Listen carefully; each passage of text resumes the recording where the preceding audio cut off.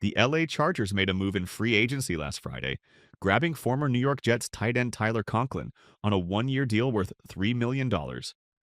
If he hits his incentives, that could climb to $4.5 million in 2025. Solid pickup, right? Now here's the deal with Conklin. He's like a safety net for the Chargers.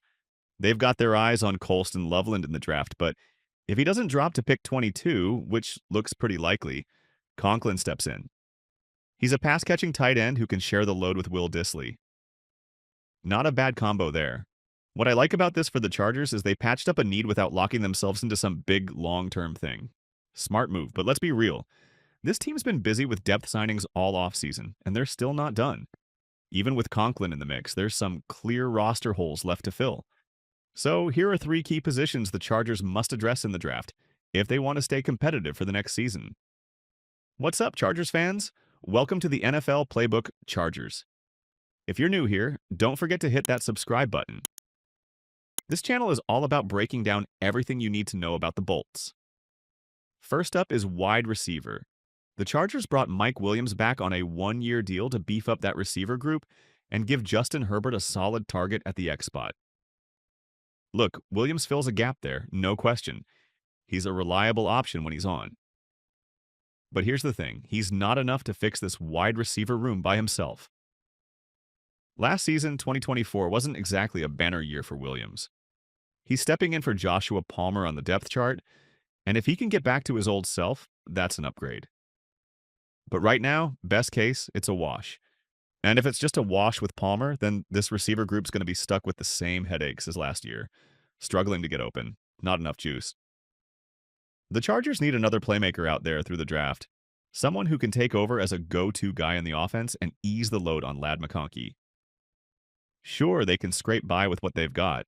But if this team's serious about a Super Bowl run, they've got to add more firepower at receiver. Next up on the Chargers roster holes is running back. The Chargers went out and signed Najee Harris to take over as the lead back in 2025. Solid move. He's a workhorse, but they're still missing his sidekick. Kamani Vidal's got some upside, no doubt, but in 2024, the Bolts didn't exactly lean on him much. Hard to picture them sliding him right into that year B2 spot based on that. Here's the bigger issue.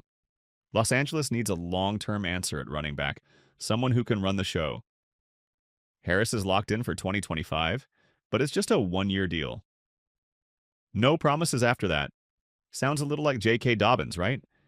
He came in, did his thing, and now he's gone. Harris could be the same story. Here today, gone tomorrow. Good news for the Chargers, though. This year's running back draft class is stacked. One of the deepest we've seen in a while. That's got to be what they're eyeing. There's a bunch of exciting backs in this group, and some could give the Chargers that killer 1-2 punch at running back, like what Detroit's been doing so well lately. That's the move to watch for. All right, last roster hole for the Chargers is edge rusher.